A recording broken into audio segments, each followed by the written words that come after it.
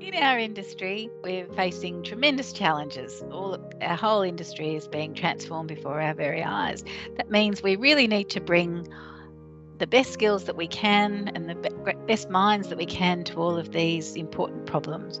We look around and certainly some significant changes have already occurred, but we still have significant pockets of our industry that are heavily male dominated, and for whatever reason we don't see many women working in those areas. And that makes me think that we're missing out on resources, we're missing out on viewpoints and minds. I think we've come a really long way in equity for women in the renewable energy space in terms of academia and the consulting industries, but I'd really like to see that kind of now flow through to the construction industry and start to make that a bit of a safer place for women to work. I really think that a lot of women feel very strongly about renewable energy and they're prepared to go those extra steps into battle for renewable energy to be successful.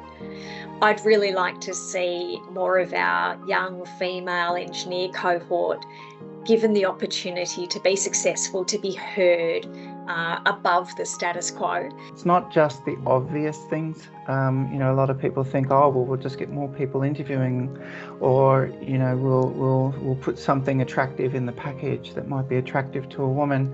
That there are a lot of different subtle things that are missing in a workplace culture that has been male dominated for an extended period, that just may not be immediately apparent. So we've taken great lengths working with our chairperson and also others within the organisation to really open that up. To change, you are a little bit more of a container ship than a speedboat. So when you are starting in a new industry, there isn't a tradition or a norm. It's very much about the leadership in the business and how that drives people and what culture we build. However, that's very easy at small scale.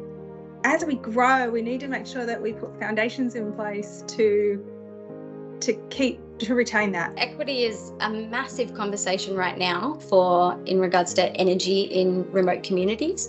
So basically all of my work is centered around trying to get affordable, reliable and cleaner power into our communities and give some of those same opportunities that people have in towns and cities out to our remote places. Some progress I would be very interested to see is more enthusiasm around the 4-day week.